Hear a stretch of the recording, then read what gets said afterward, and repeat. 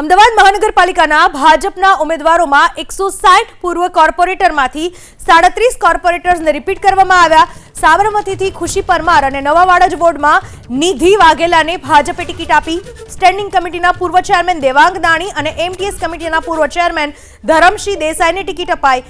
તાજેતરમાં જ વિવાદમાં રહેલા સૈજપુર બોઘાના કોર્પોરેટર રહી ચૂકેલા વિનોદા કુમારી ચૌધરીને ફરીથી રિપીટ કરવામાં આવ્યા।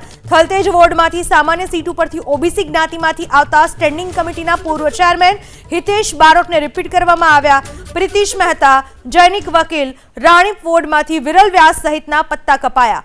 સૌથી ચર્ચાસ્પદ નામ એવા પાલડી વોર્ડમાંથી પ્રિતિશ મહેતા, જૈનિક વકીલ, રાણીપ વોર્ડમાંથી વિરલ વ્યાસ, સરદાર પટેલ સ્ટેડિયમ વોર્ડમાંથી પ્રદીપ દવે અને મુકેશ મિસ્ત્રી, સરદારનગર વોર્ડમાંથી સન્ની ખાન ચંદાણી જેવા યુવા અને અનુભવી કોર્પોરેટર્સને ઉમેદવાર તરીકે કાપી નાખવામાં આવ્યા।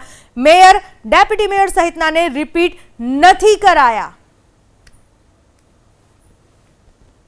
થલતેજમાંથી હિતેશ બારોટને રિપીટ કરવામાં આવ્યા છે। આપણી સાથે હિતેશ બારોટ છે, તેમની સાથે વાત કરીશું। ફરી એક વખત પાર્ટીએ આપ પર વિશ્વાસ મૂક્યો છે। ભારતીય જનતા પાર્ટી કાર્યકર્તાની પાર્ટીથી બનેલી પાર્ટી છે અને આ પાર્ટીની અંદર કાર્યકર્તાના કામની કદર કરવામાં આવે છે। નાનામાં નાનો કાર્યકર્તાને પાર્ટી શું મોટી જગ્યા ઉપર સુધી લઈ જતી હોય છે અને જે રીતે અમદાવાદ મહાનગરની અંદર આજે મને બીજી વખત પાર્ટીએ સ્થાન આપ્યું છે અને સ્થાનના થલતેજ વોર્ડ માટે કામ કરવાની મને જે તક મળી છે, જે મારાથી થતાં ગયા 5 વર્ષમાં ખૂબ કામ કરવાનો પ્રયાસ કર્યો છે અને કામને આગળ વધારવા માટેની જે મને તક આપી છે, પહેલાં મારે પાર્ટીના ખૂબ મોટા શીર્ષસ્થ નેતૃત્વને ખૂબ ખૂબ અભિનંદન।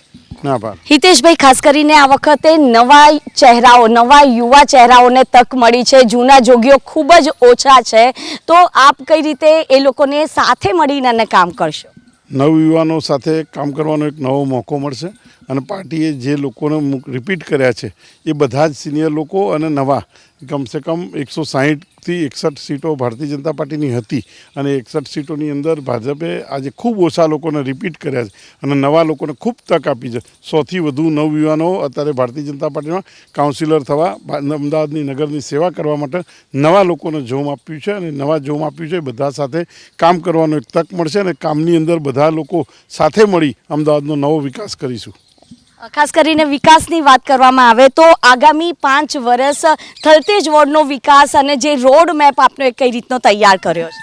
જો ગઈ વખત પણ મારા એજન્ડામાં સ્પષ્ટતા હતી કે મારે મહાનગર કરતાં મારું થલતેજ, મારું આગવું થલતેજ હોય, સ્વસ્થ થલતેજ હોય, સ્વસ્થ થલતેજ હોય અને બધાને હેલ્ધી રહે એવી આશાથી કામ કરવાની હતી અને કામની જે રીતે અમે આશા રાખી હતી, મારા એજન્ડામાં કીધું હતું કોવિડ દરમિયાન, તો બધી જ વ્યવસ્થા કરવામાં અમે કુલ થલતેજની અંદર 2084 કરોડ રૂપિયાના કામ કર્યા છે। આપ બધા જોઈ શકો છો અને એની પુસ્તિકા પણ મૂકી છે અને પ્રજાની વચ્ચે પણ અમે લઈને જઈએ છીએ।